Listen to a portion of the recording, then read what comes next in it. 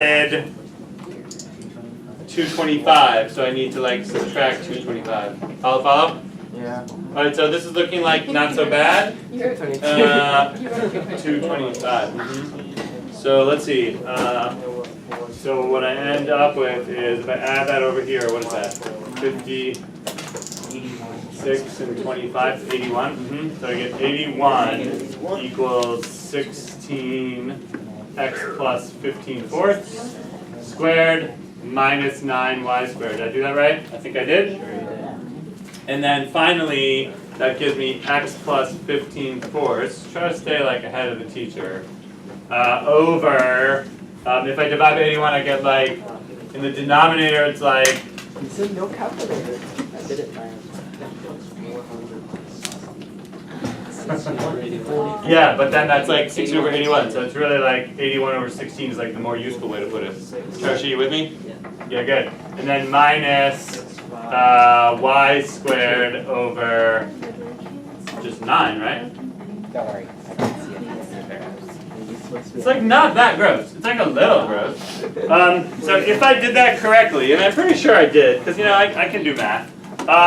Now suddenly all is revealed. What's all? Name facts. Name some facts. A is 9 fourths. The center is at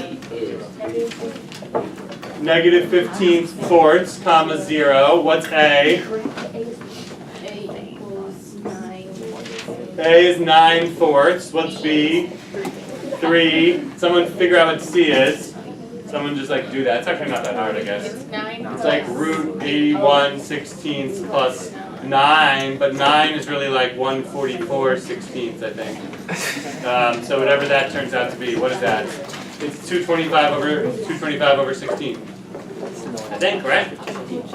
Yeah, so it's 15 over 4 is C.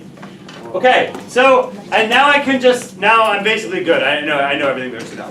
Alright, that's like what I call the lame way. In the last 3 minutes of class, let's do what I consider the awesome way, which I think Ethan was like in the middle of doing, and maybe some other people as well. I don't know where anything is, but can I get some like, so I don't know where the center is, but let's say the center is like here, even though I don't know where that is. Well, this distance is... No. Good.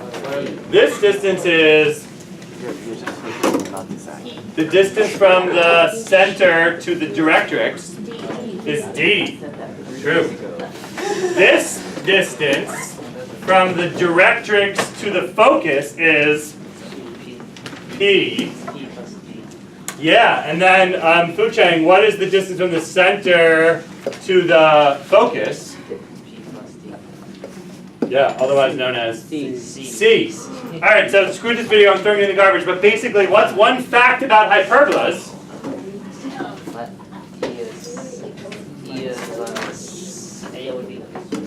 D plus P equals C.